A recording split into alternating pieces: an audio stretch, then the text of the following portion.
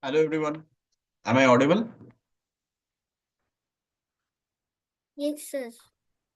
Okay. So I'm Kaustuv Kundu and Yes, I'll sir. be conducting the camp for the next 12 sessions. So we will be joining in on a learning process. So I will be discussing 12 topics based on 12 like different middle game topics. Good evening, Adik. Good evening, sir. So I have chosen the topics based on mainly the areas that players of your rating strengths lack, mostly positional concepts. So today's topic will be choosing the correct exchanges or proper trades. So as we all know that exchanges is a very crucial part of the game and you should know when to exchange pieces and when to avoid exchanging pieces and which exchanges you should do in that exact position. So I have selected a few positions and a few games. I don't know if I'll be able to discuss every position, but I will send you the material so that you can study back at home. So let's start with a position. Let's first try to understand like what is the role of exchanges or what is the strategical role of exchanges in a position. So how can exchanges be useful? Can anyone tell me?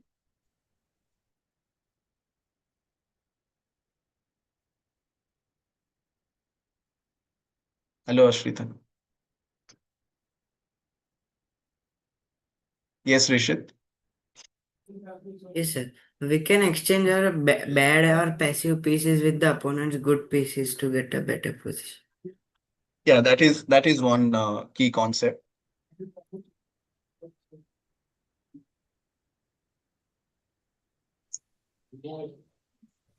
So we can narrow it down to like four or five key concepts. The first one is like when you're attacking and your opponent is defending, a very key concept is to exchange the defender or eliminate the defender. Secondly, when you are defending, when your opponent is attacking, it's also very essential to exchange the attacking pieces. These are the two main concepts or dynamic concepts, I would say. Now, coming down to the positional concepts, when you have less space, when your pieces are more passive, then you can try and exchange your pieces for your opponent's active pieces. That helps a lot. And in some cases, like there are some positional weaknesses, to exploit those weaknesses, you need to exchange a few pieces. So we will see examples on these concepts only. I will start with a position. I'm sharing the screen. Let me know if you can see the board.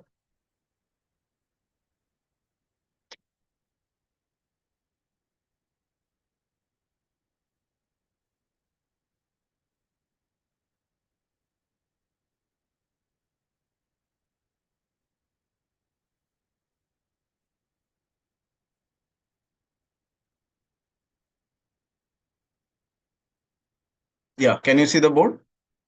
Yes, sir. Okay. Yes, yes, sir. So this is a Yes, normal sir. position. Yes.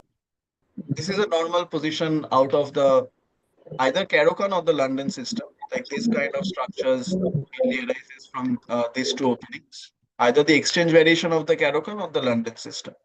Now, after short castle in this position, black played f5. Now, f5 is obviously a very committal move. Black probably wanted to defend against the attack on the king. After short castle, white had a clear idea of playing rook f3, rook h3, or queen h5 to put pressure on the king side. So black decided to stop it by playing f5. Now, black has weakened his position a bit. Like the e6 pawn is weak, the e5 square becomes weak, but black also has good control over the e4 square. Now, if you are not careful enough and if you allow black to play knight f6, knight e4, then probably black will be okay in the long run. So in this position, how should white continue?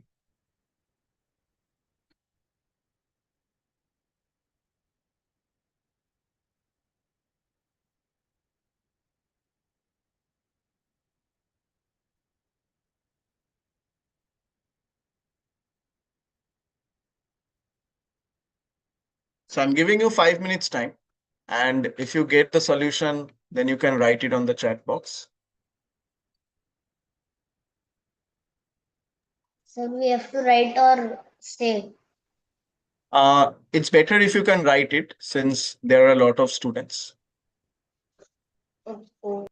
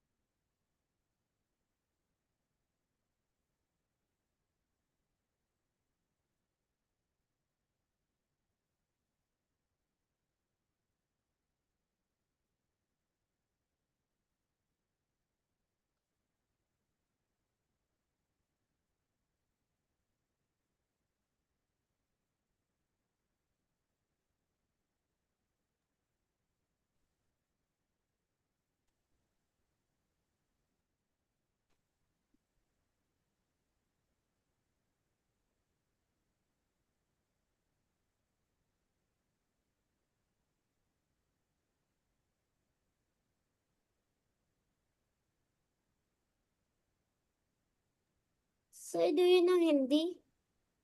Yes, I know Hindi.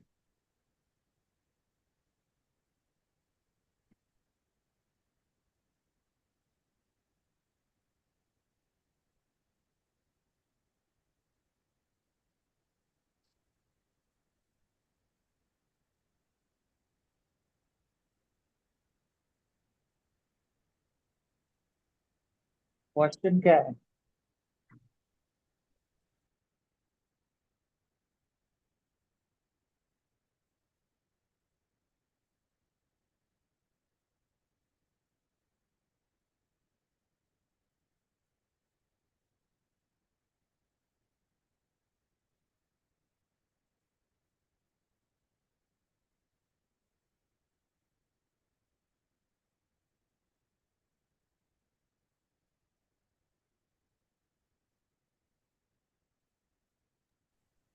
Question क्या है sir? Sorry. Question क्या है? मैं अभी join हुआ हूँ. White to play in this position.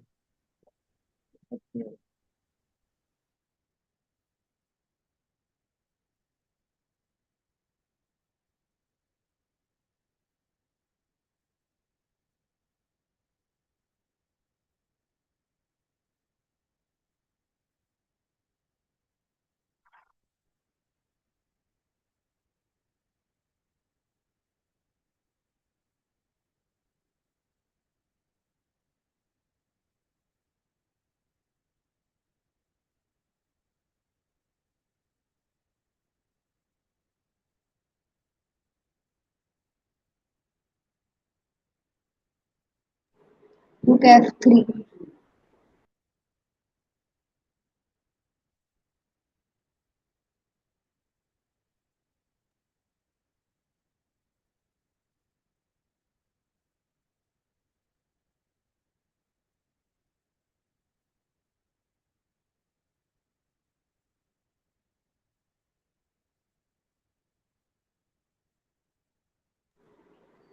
Rook F3.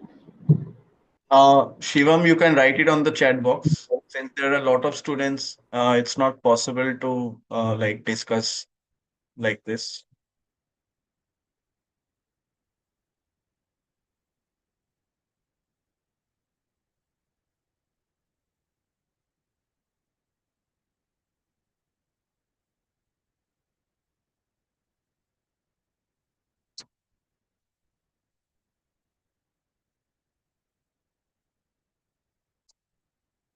Okay. In this position, a few of you have got the correct sequence of moves. The others, some of you have said knight df3. Some of you have said rook f3. One of you have said knight c6, queen c6, c4. So let's first discuss what is happening with the moves such as knight df3 or rook f3.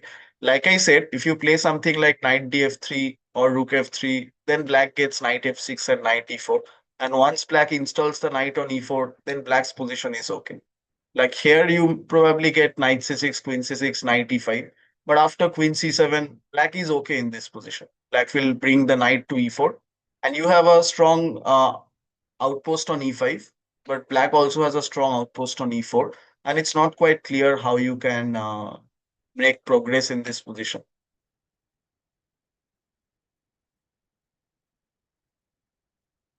For instance, suppose you play rook e1, black plays knight e4. If you take on e4, then black can take with the d pawn. Black can now develop the bishop and put the bishop on t5. And it's not quite clear whose minor piece is stronger, the knight or the bishop. Black also has his own counterplay on the queen side in the form of b5, a5, b4. And if you ever go for the g4 break, long term, since this bishop's diagonal opens up, then your king might also be vulnerable. This is one issue of knight f3. The same goes for rook f3. Here also, black will just go knight f6, knight e4. Black is doing fine. Any other move like queen h5 or rook a1, the same thing. Black will just go knight f6, knight e4. Here, another thing is very important, that you have to develop the concept of prophylactic thinking. We will have a separate class on prophylactic thinking, but I will just introduce it a bit. Like in any position, you have to take into consideration what is my opponent's threat or what is my opponent planning to do, and can it create any problem for us in the immediate position. And if it creates any problem for you, then you have to try and stop that plan immediately.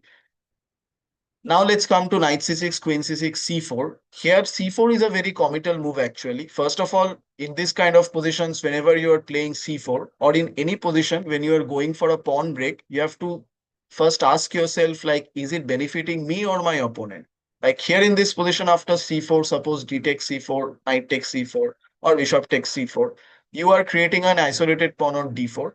This diagonal opens up. That means when black plays something like bishop b7, this bishop becomes very active. And now also the knight has access to good squares like d5 or e4.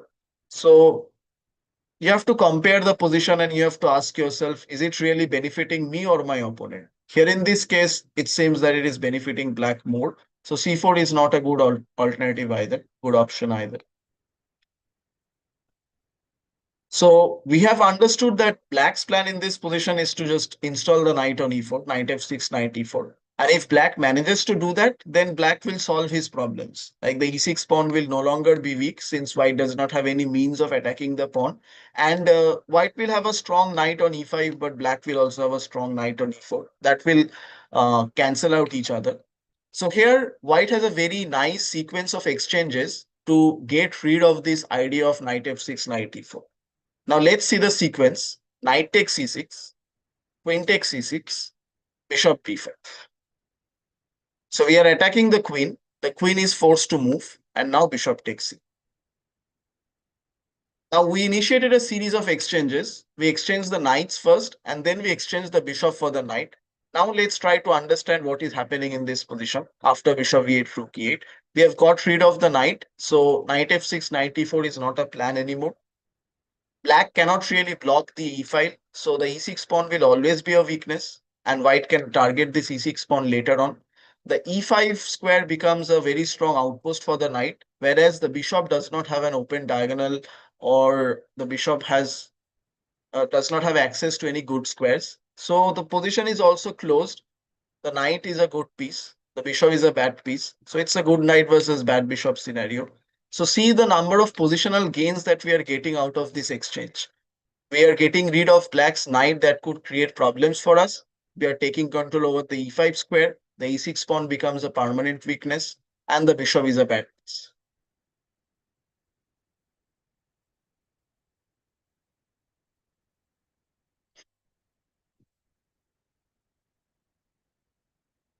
Now we can just double the rooks on the e file, put pressure on e6, maybe put on knight on e5. Another plan might be to go h3, g4 and create play on the king side. So let's see how the game continue.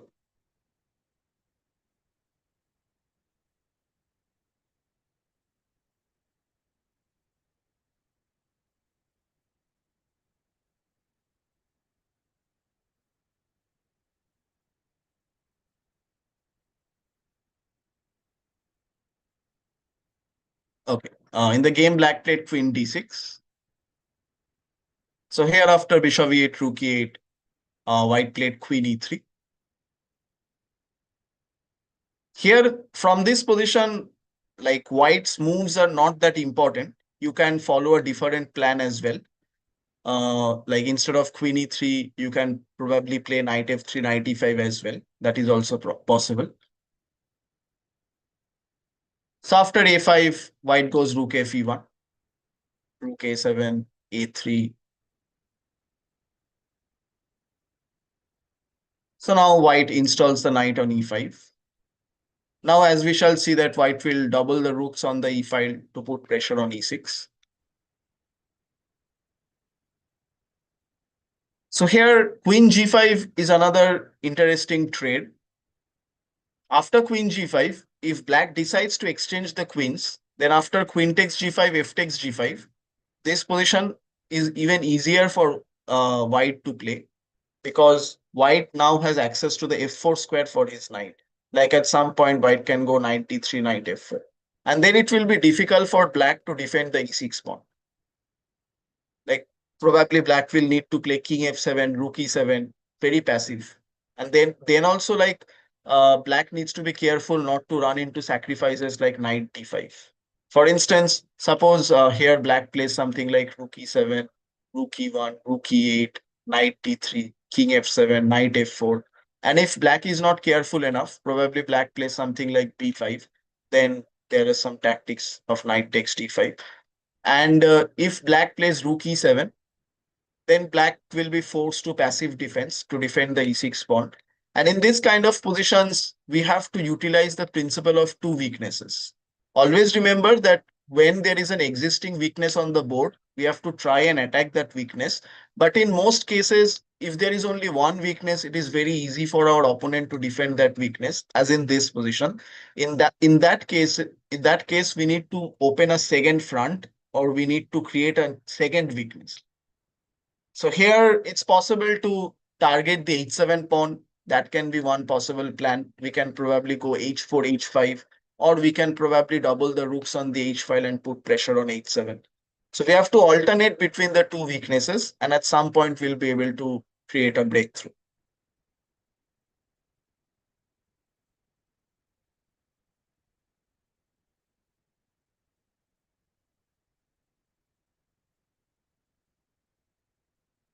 So after queen g5, black decides not to trade the queens.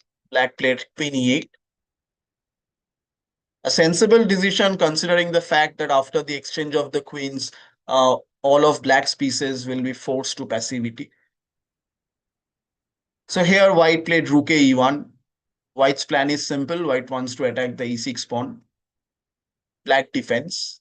And like I said, that it's possible to, it's not, if it's not possible to create a breakthrough with just one weakness, then you have to create a second weakness. And white goes for that with the move h4. Now at one at one good moment, white wants to play h5 and break open the king side. So let's see how white prepares that. Sir, can we do g4 in place of h4? G4 is a committal move once again, because after g4, first of all, you are not being able to capture on f5, because after g takes f5, either e takes f5 or g takes f5, the g file opens up and black will get sufficient counterplay. Secondly, after g4, black can play f takes g4, and probably after something like knight g4, king h8, here your f4 pawn becomes weak, and black also gets a nice outpost on f5. Like black can play rook f7, rook f5, and black can activate his pieces, or black can target the f4 pawn, maybe rook f7, queen f8. Okay. So there's no need to create unnecessary weaknesses in this kind of positions. You have to be patient and you need to put pressure on your opponent, but not at the cost of your own position. Like don't create unnecessary weaknesses or don't make committal moves if it does not benefit you or if it creates new weaknesses in your position. So the idea of h4 is that at some point we want to double the rooks on the g file, probably put the queen on h6, both the rooks on g3 and g5, and then we can go for the h5 break. So black played queen b5, white played rook 1 e2, bishop a6. Now black is probably threatening something like queen takes e2. We don't want to allow any sort of counterplay to our opponent. So rook f2, queen a4. Black is threatening queen d1 now. So rook e1. So this kind of technique, this is also very important. When we are studying games of top players or top grandmaster, we will see that whenever they get an advantageous position, they don't give any chance to their opponent. They play very precisely. They don't allow any sort of counterplay, and they slowly make progress and they slowly target the weaknesses. So there is a lot to learn from this kind of games.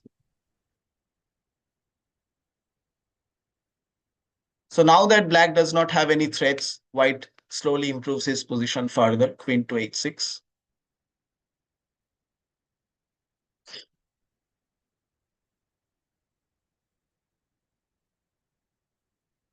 And white is slowly piling up on the g file with the idea of h5.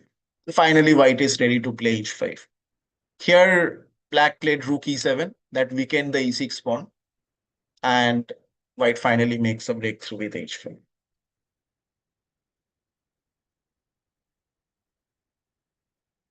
And here, white went on to win a very crucial pawn.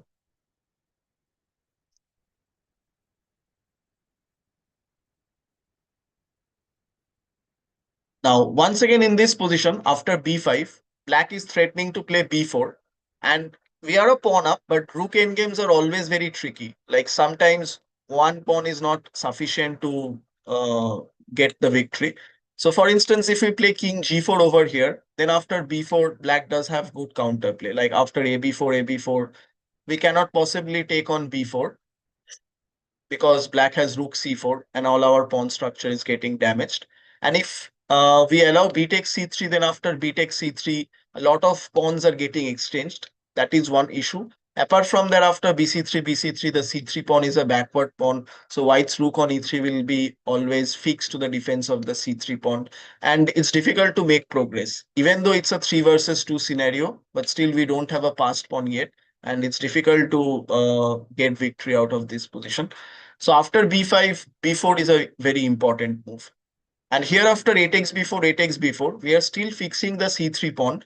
But here we have more pawns on the board. And now the b5 pawn is also a weakness. It is an isolated pawn. And it's not very easy for black to attack the c3 pawn because the e6 pawn is also weak. So now after rook a7, white can go for f5. F5 on tactical means because black cannot capture on f5. There is rook e7, king e7, and rook g7 check, and black will lose the rook. So black played rook a3. White wins another pawn. And now white has two extra pawns, so they should be winning. So on f5, rook to a6. Yes, if f5, black plays rook to a6, then I can just take on e6. You cannot really capture on e6 because then all the rooks will get exchanged. And a pawn up king pawn endgame is a clear winning position for it. Like king f6, king f4, king e6, king g5. And I will infiltrate with the king and eliminate the pawns. Yes, sir.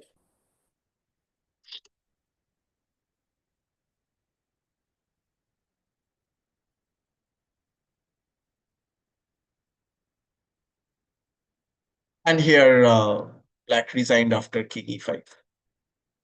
Black will lose the b5 pawn, or white can just play d5 or rook c7 check, and these two connected pawns will be enough for the win. Black can try rook h5 check over here, but then just king e4. And if black goes rook h4 check, then just king d5. The king will come to c6, and no more checks. Now it was a triangulation. King d4, king d5. Yes. So white just infiltrates with the king, and even if white manages to win the b5 pawn, then it's also winning because white gets the Lucena position with the rook and king, with the rook guarding the king from any sort of checks, and white will just start pushing the pawn.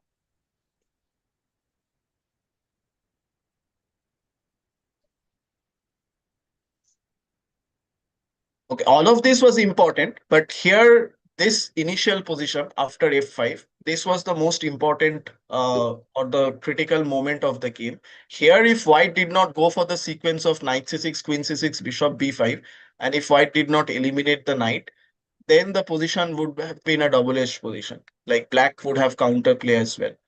But here now it's a completely one-sided game. White has a clear advantage, and white just needs to convert that advantage, which white did very easily.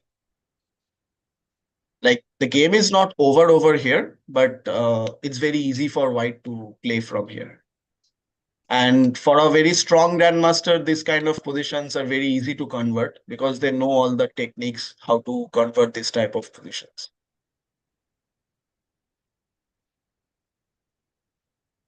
Okay, so does any of you have any doubts regarding this game? Yes, sir. Okay, ask me. What if he's in the starting in the position? What if we play G4? Here, instead of knight c6, g4, then f takes g4. Queen takes G4. Knight takes e5. FN taken.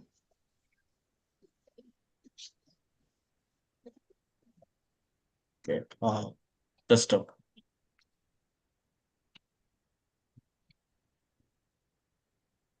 Take.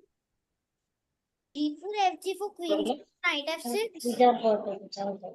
Okay, here I can play. There are two possibilities. I can either just ignore the idea of g takes f5. I can probably play knight d6 with the idea of knight e4.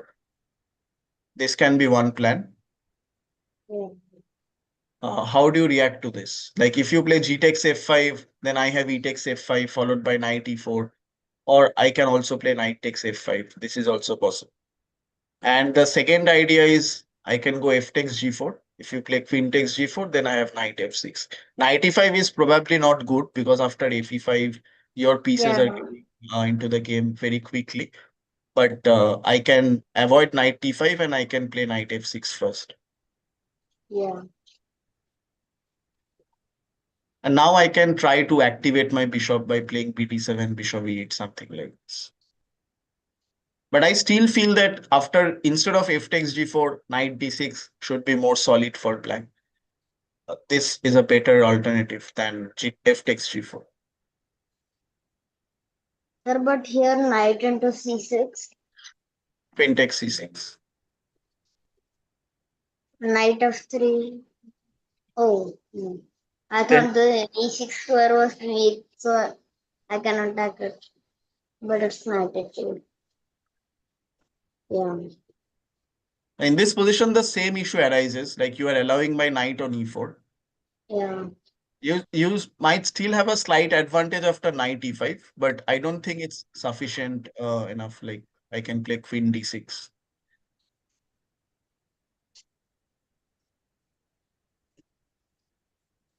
Here we can play bishop takes E4. Yes, bishop takes e4, then d takes e4. Something like C4, rook C1, C5. c4, I can go bishop b7. You can go c5. First of all, c4 is not possible because the d4 pawn is weak. Probably you go something like rook d1. But after bishop b7, c4, I can just bring my rooks to the center, rook c8, rook d8. And if you go c5, then I have queen d5. And at some point, you need to worry about this diagonal as well. Yeah. The position becomes very double-edged. Like in the game, black did not get any chance. Black was forced to defend after the sequence of bishop b5, bishop e8. But here, I would be happy to play this position with black.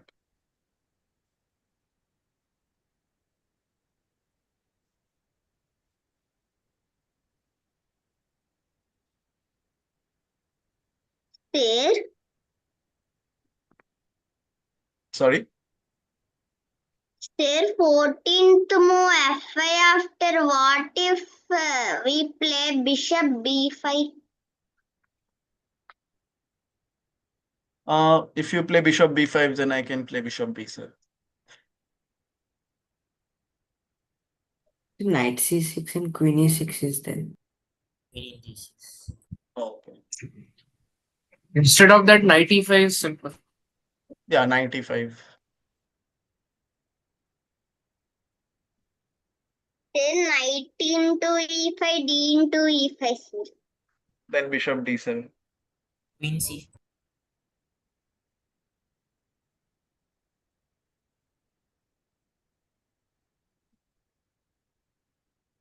Sir, bishop into d7. Queen takes d7. Sir, rook c1, sir. No, actually, this might be playable, but the argument is this better than what happened in the game? That is my argument. I've already shown you the game. I've already shown you how easy it was for white to exploit the weaknesses. Yes, sir. So, like, is this better than what happened in the game? This is a game actually. After rook c1, maybe white has a slight advantage. You will go knight f3, knight d4, c4. But black is also doing well. Like there are some issues with the knight currently at the moment, but black can try to bring the knight by knight c7, a5, knight a6, knight c5. This is possible. Okay, sir. Okay, let's get to the next position.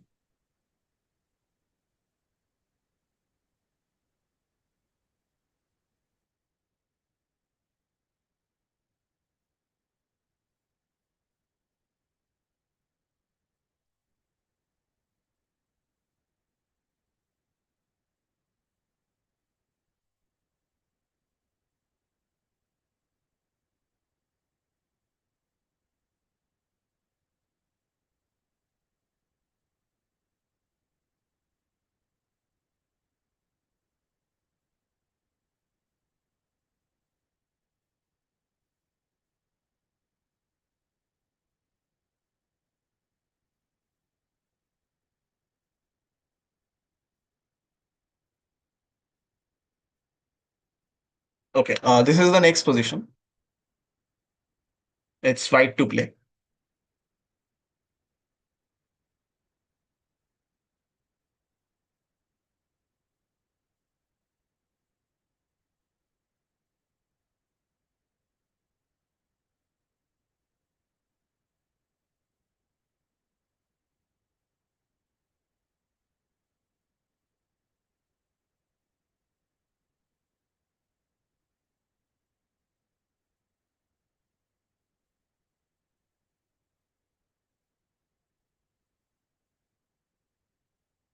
Sir, we can play here h6.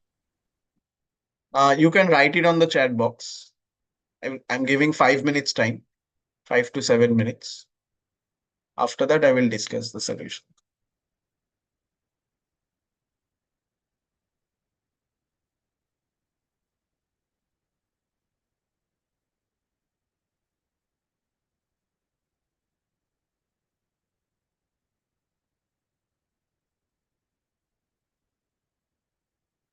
In any position, when you are calculating a move, like some of you have said h6, try to take into consideration what your opponent can play.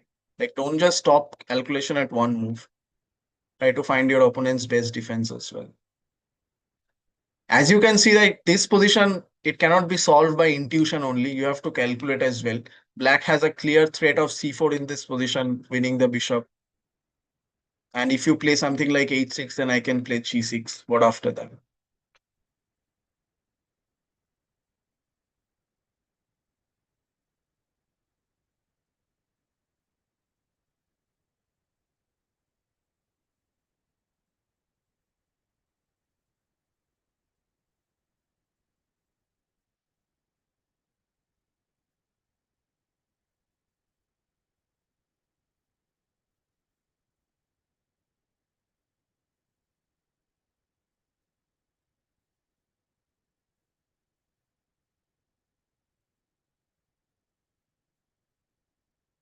People who have mentioned bishop h4, what will happen after bishop takes h4, takes h4 and bishop b7?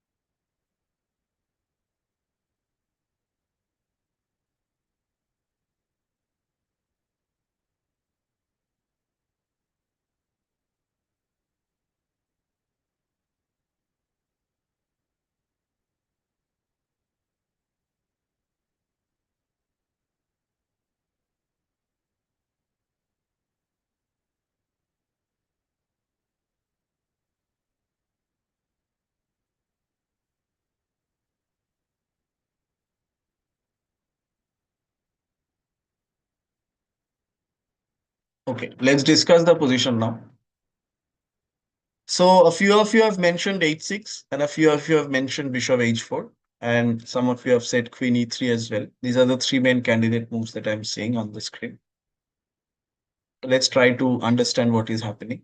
So if we start with h6, then black can play g6. And now how do you continue the attack? Black is now threatening c4. That is one issue.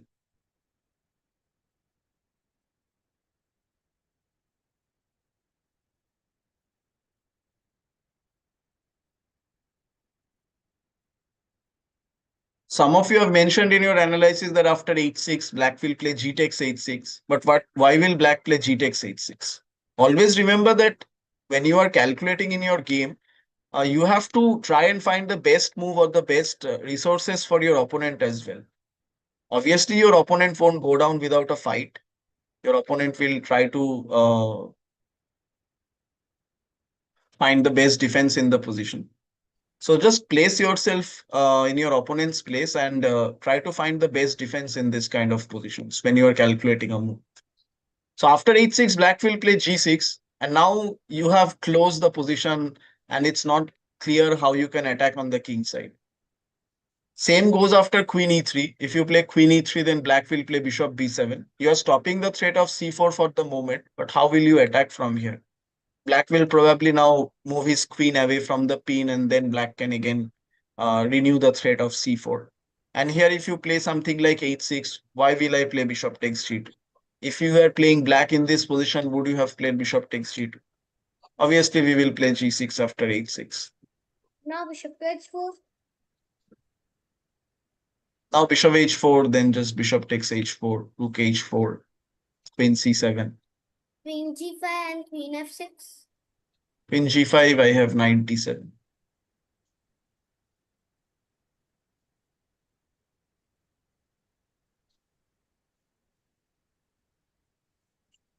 Rook So f. can we here play bishop takes g6? Now rook to f4. Queen e7. Sir, Yes, can we take here bishop takes g6? bishop takes g6, then f takes g6. Then queen e7? Queen e7, queen e5. Oh, we have queen g5 check. No, wait. Rook takes g7. No? Oh, Yeah, but then the yeah, queen g5 position check. is equal. I have queen e1 at least. No, sir, you have queen g5 check. But I cannot capture the rook. Mate is threatened. Yeah. But you But are also not threatening anything at the moment. So I can just probably play something like bishop takes g2. sir, instead of queen e7, can I play here the rook d6? Then knight f8.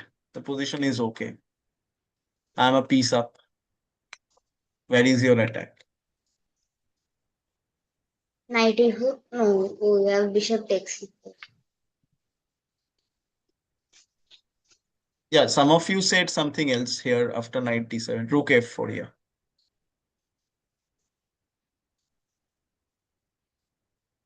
Then queen takes e5.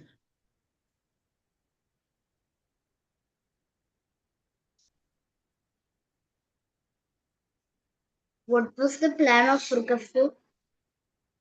No, some of you had said rook f4 over here. I don't know. After 97, I got two moves, bishop takes g6 and rook f4.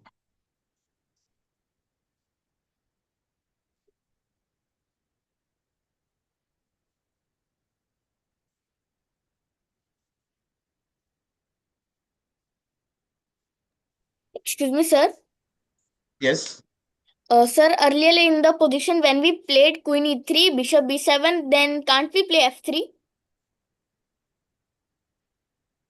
Here, instead of h6. Yes, sir. Yes, we can play f3, but then how would you react to queen c7?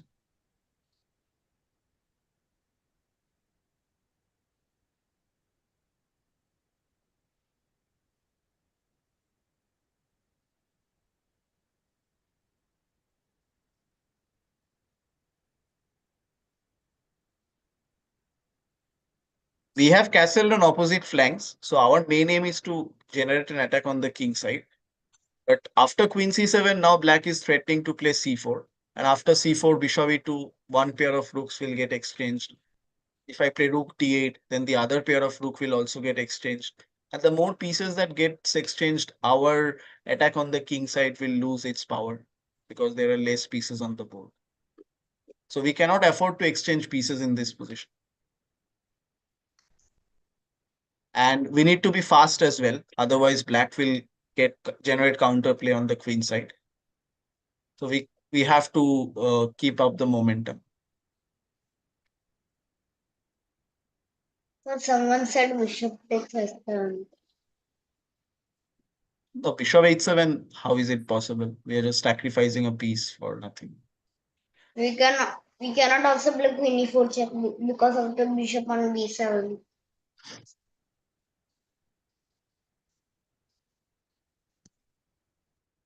So in the initial position, bishop h4 is the correct move. So what is the point of bishop h4? First of all, we are exchanging the e7 bishop. Now, if you notice that after h6, g6, uh, the bishop on e7 is the only piece that is defending all of these dark squares. So at some point, we need to play bishop h4. But if we play queen e3 first, then we are allowing black bishop to b7, and the queen e3 move is not that useful. Instead, if we play bishop h4 first, then after bishop h4, rook h4, the rook on h4 is more useful because then the rook can join in on the attack with rook g4. But queen e3 is actually not much of an improvement from this initial position. So that's why bishop h4 is the best move in this position. Now after bishop takes h4, rook takes h4, c4 is not possible because white is threatening bishop h7. So black is more or less forced to play bishop b7. And after bishop b7, white can play rook g4. Now notice that after rook g4, rook g7 is a very strong threat. In this position, if black plays something like queen c7, then probably I can try rook takes g7 here. Sir, but I didn't understand the sequence. Rook g7, king g7, queen g5 check, King h8. king h8, King queen h6, h6. h8, h6. There is I Knight thought g6. Knight g6 was coming. knight g6 is possible, but then I can just go queen f6, King f8 h takes g6, at g6. rook h1. it's a mate. It's not a mate, but King You will then e8. be losing, that. you will be losing a lot of material. Like you can try king e8, but I don't know. This should be winning. Bishop takes g6. Sir, but rook h8 check is coming, no? Yeah, rook h8 Oh, is what fine, a but then the king escapes to c8. king is and king c8, yeah.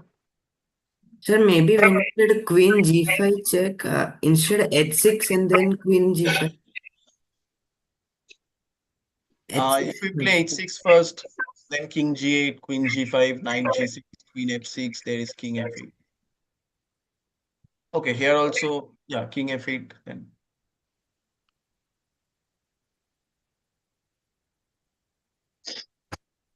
Here also, like white has the attack. White can try bishop takes g6.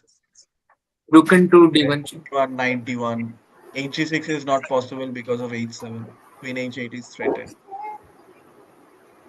And if you play king e8, then I can try queen e6. Or after bishop h7, this pawn is also very strong. Sir, I have a doubt. Yes. In the starting position, what? I thought I could play rook h4 something first. What's the point of rook h4? Means if he takes checks, then something like bishop f6. Why Into will, f6. why will black take on h4? Like I said, whenever you are calculating a move from your end, try to put yourself in your opponent's shoes and try to find what would you play if you were playing black in this position. So after rook h4, I will play c4, Bishop takes h7. knight h7. Oh, no.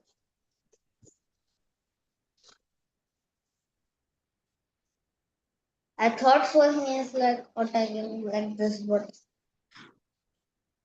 No, rook h4 is a blunder. In the initial position, c4 is the main threat for black. So bishop h4, rook h4, bishop b7. After rook g4, rook takes g7 is the main threat in this position. So black is more or less forced to play g6. Now after g6, how can white continue there?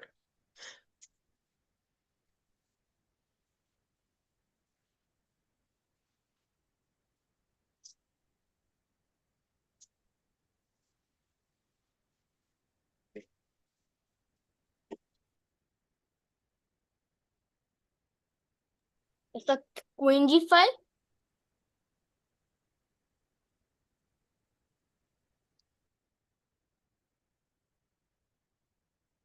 Queen g5, then queen c7.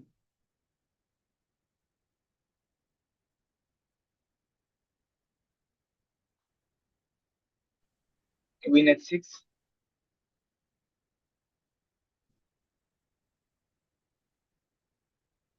What is the idea of queen h6? take queen g5.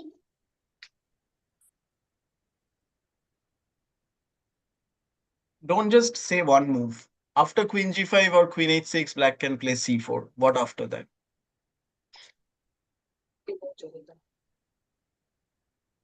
Like when you are saying the move, are you taking all of black's possibilities into consideration?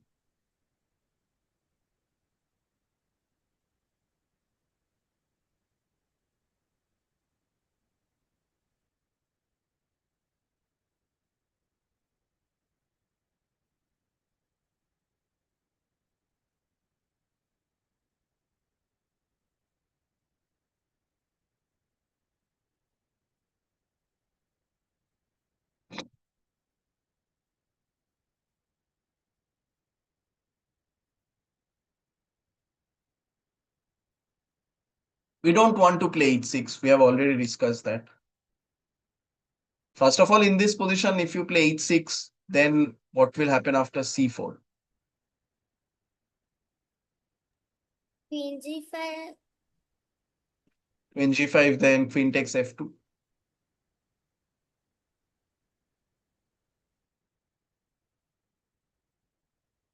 Rook to f1. Okay, rook to f1.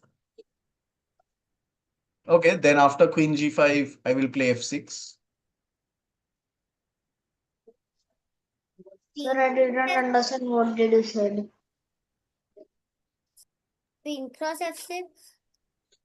Then queen c7.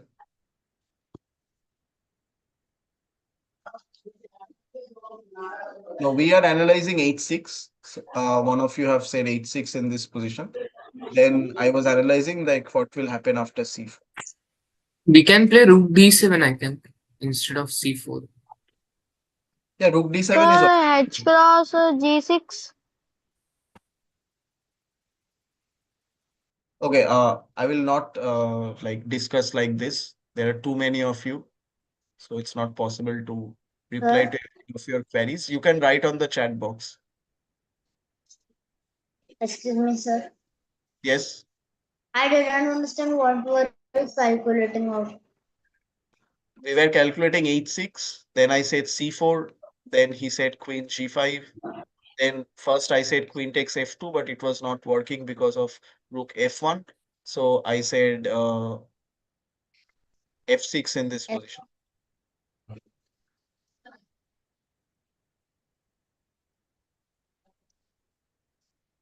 But here queen takes f6.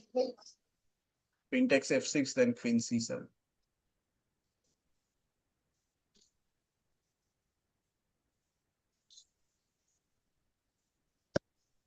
I thought I could have. I think some bishop takes g6. I thought. So, Bishop takes g6 is not working, I guess. After bishop takes g6, there is rook d1, knight d1, and hg6. Right? Rook g6, knight g6, queen g6, king h8.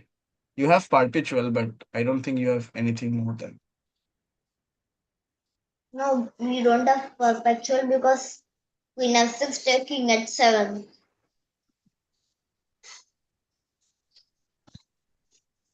Yes, that is another issue. So H cross G6 can be a possibility. Yes, H cross G6 can be a possibility. Like in this position, there are a lot of possible candidate moves for white. Queen G5, Queen H6, H takes G6, H6. None of you have considered Rook H1, but that is also quite strong in this position. So you need to find a way to find the best move in this position. And the best way to do that is to combine calculation and intuition. Like in every position, it's not possible to solve everything with calculation.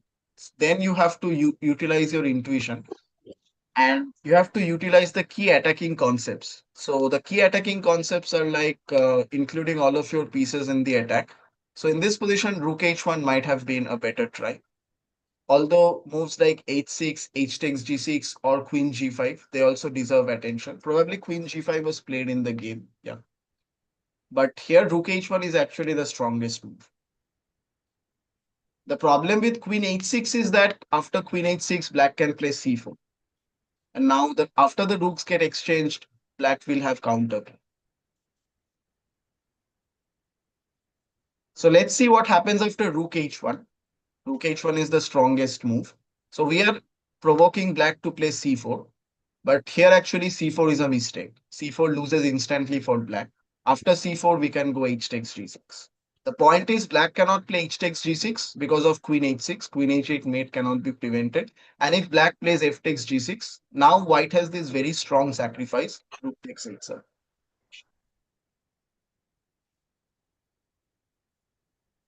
Sir, but knight takes.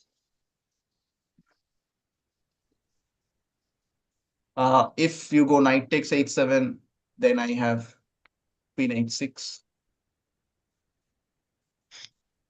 Uh, Queen C7. Queen C7, Bishop into Bishop G6. takes G6. Oh yeah. Now Inst- King H8. Bishop H7, Queen F6. Oh, okay. No, but Queen F6. Oh yeah, it's a mate after Queen that. F6 is mate. Um, You Instead can of play this, rook into D3.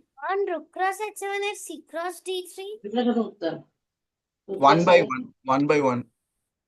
king d3, Rook takes D3, Queen H6.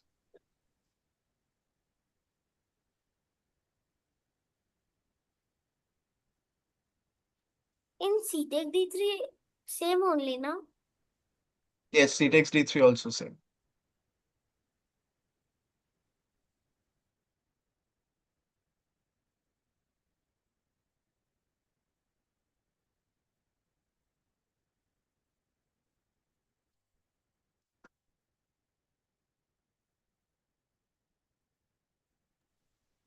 Yes, this is a loss. Yeah. And if you play King takes H7, then there is Bishop takes G6. Bishop G6, Knight G6, Queen G5. This is also losing. Rook g8, Rook G8, then Queen H5. king c7, 7, Queen G6. If you go King H8, then Queen H6 is mate. And if you go King F8, then Queen G8, King E7, and Rook it's G6. good only. So C4 is not working. C4 leads to a forced mate. Other than that, Black can try Rook D7, but then we now follow up with Queen H6. Now Excuse C4 me, is not sir. really. Sorry. Excuse me, sir. Yes. I was saying, what if on we were discussing the variation on Queen H6 before, like Rook into D3, that one variation can take to that variation that we were discussing about. Yeah. Here, Yeah. King takes H7, Bishop takes G6. Knight takes. We already discussed this. Queen G5. Oh, yeah. You have to pay attention. I've already discussed this. Queen G5, uh, one of you said Rook I G8, then thought Queen H5, King I G7. thought there was something doubt in that.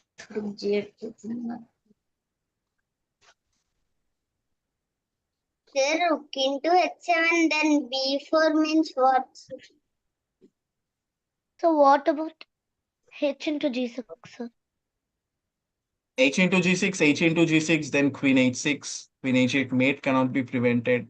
And F takes G6, Rook H7. If you play B4, this is not really a threat. I can play Queen H6 and you don't have any defense against Queen G7. You can play Knight H7, but I have Queen G6 or Rook G6, both of which leads to winning positions.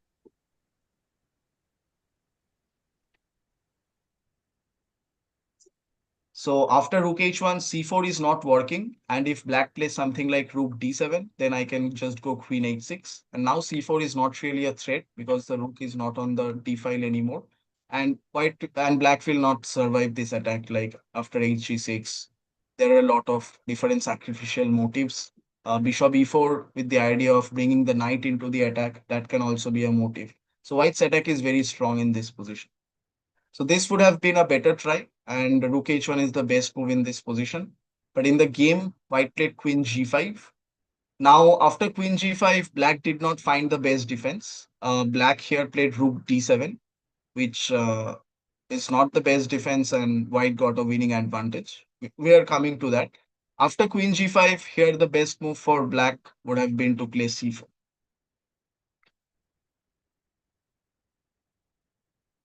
And now white can try h6 with the threat of queen f6, but black has f5. So after f5, white is more or less forced to take on f6. Then black plays c takes d3.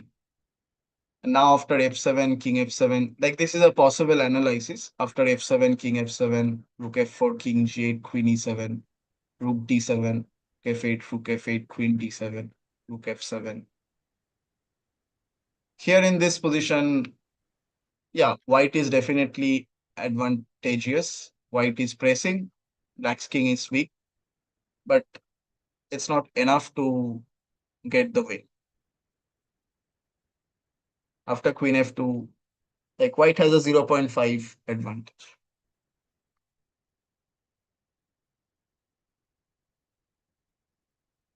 So it's understandable, like this sequence is very difficult to find over the board, and black missed this.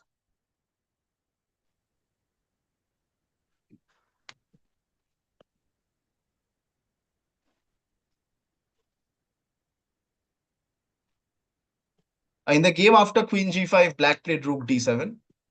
This allows white to play rook h1. And once white moves the rook away from the d file, now the threat of c4 is just non-existent because I can just remove my bishop. And the exchange of one pair of rooks, that changes the evaluation of the position a lot. So after rook h1, if black plays c4 now, then white can just go knight e4. So if you cannot play c takes d3 because after knight f6 check, this will be mate. If you go king g7, then just h takes g6 and knight d7, like all sorts of threats in the position.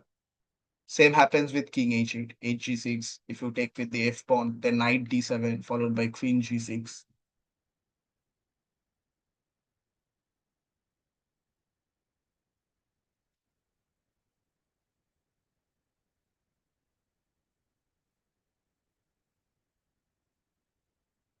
Sir, Yes. can you go to that position where you captured knight d7? No, where you captured knight captures d7. Yes.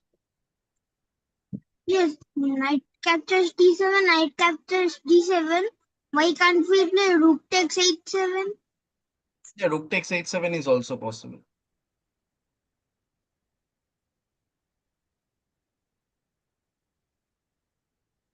This also leads to a mate into. It's the same thing more or less, queen g6 or rook h7.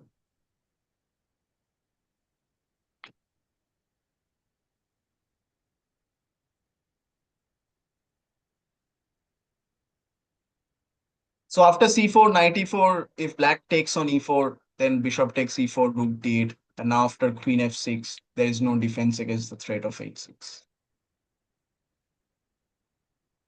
If black plays queen d4, then there is bishop d.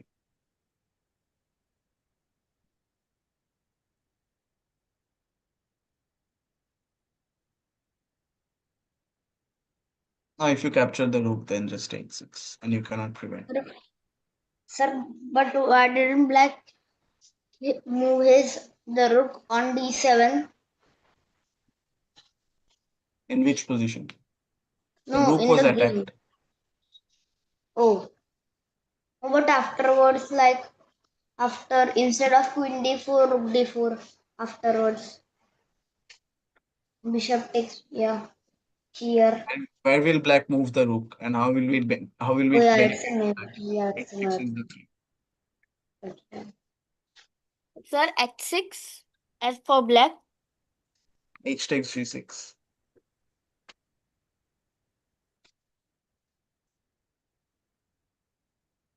So what if we place the A8 rook somewhere else instead of D8? Then also like the same thing. The Queen D8 is, Queen d8 is your idea. Okay. yeah.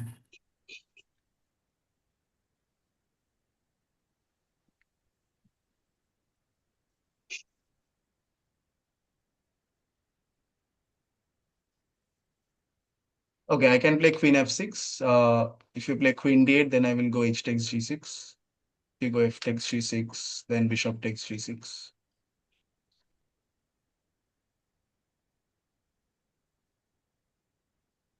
Yeah. Queen f6, bishop h7, king f7, g takes f6.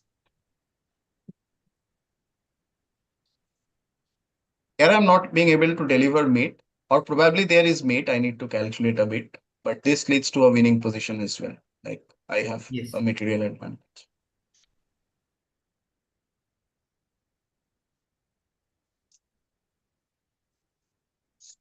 Okay, so after rook h1 in the game, black played queen d8. But now, obviously, we won't exchange the queens. White goes queen h6.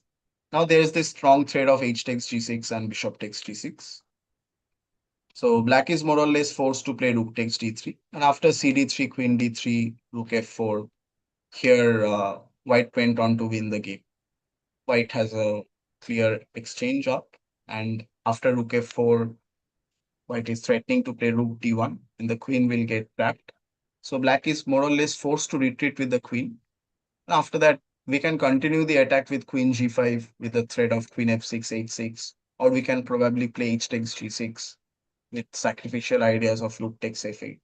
Like if black goes queen d7, then we can try queen g5 with h6, queen f6. If black goes queen d8, then probably h takes g6 and rook f8 is a possibility.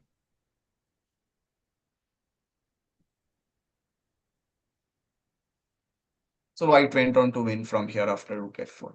And in this position, it's difficult to find a move for black instead of rook d3.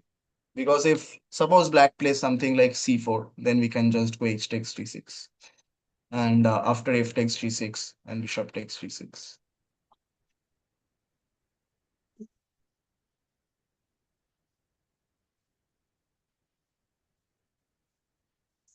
Here we can probably Sir, start. but after rook takes g6, king f7 No, na here.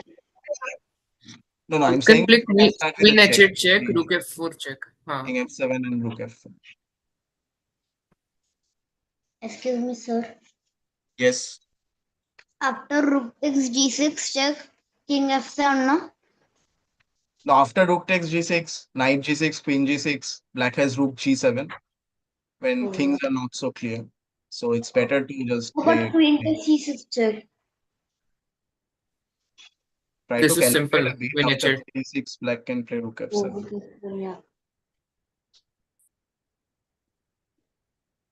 When you find a simple win in a position, don't try to make things complicated. Here, there is no need to go for rook g6. We already have seen that queen h8 leads to a clear winning position in two moves. Like it's mate in one more move. King e7 and queen f6, queen f8. So no need to complicate matters.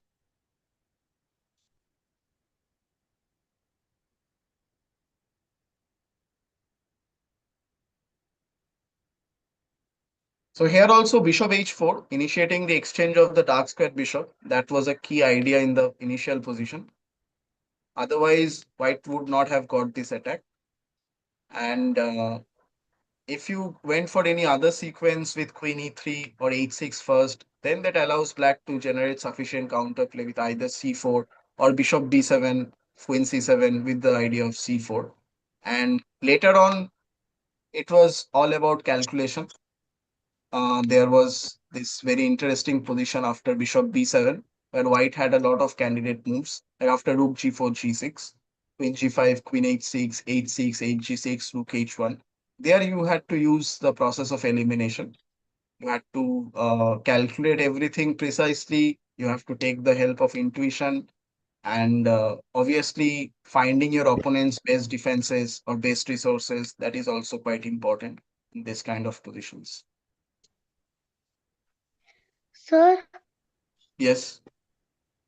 but now the black king can move to king e7, sir. We have already discussed this queen f6 check, king e8, queen f8 mate. There's also queen g7 check.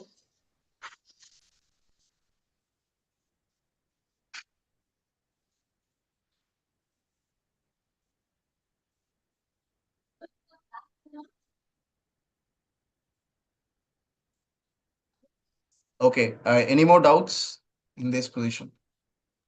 No, sir. No, sir. No, sir. Okay, I'll send you the file then. There are a few more games. You can go through that. I guess that will be the end of today's class. Sir, Hello, I Hello. have one doubt. Yes.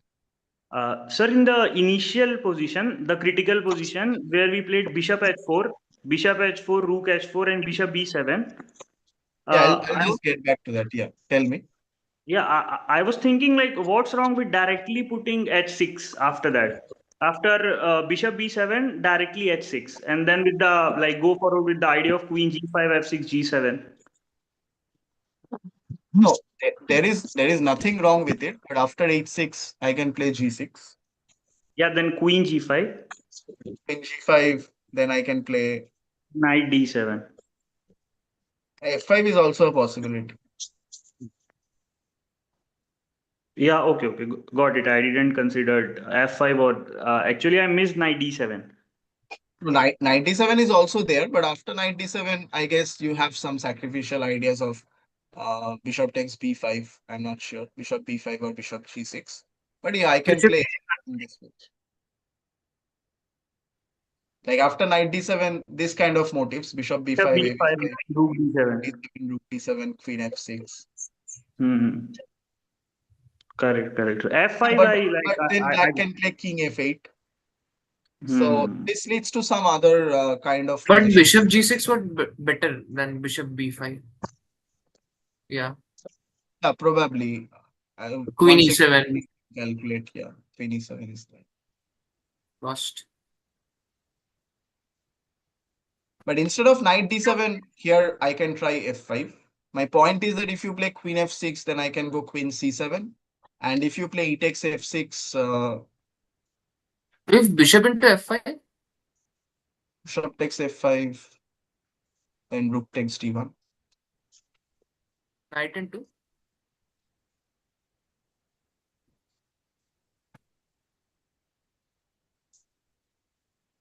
I can play e takes f5 again.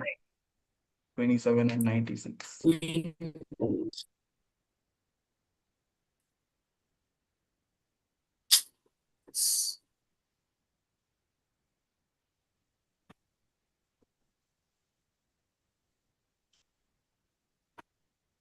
Queen c7 is also there. But I guess this is working fine. Queen e7 and e takes.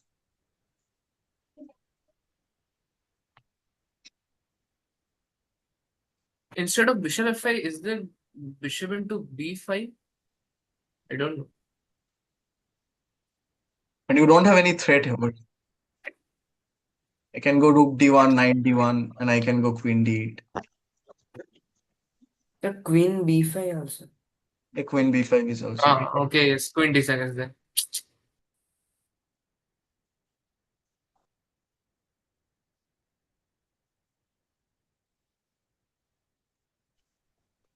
But if you play e takes f6, then your attack will be stopped. I have queen c7. There's the possibility of king f7 as well.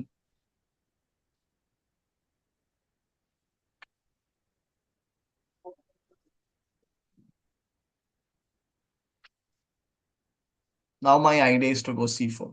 You are a pawn up temporarily, but I will win the f6 pawn in the long run, and material will be. There means black king is safe from of the rook means how can I say? Yeah, here black's king is If safe. there was By if there was no black rook on d8, then it would be something like black would be down.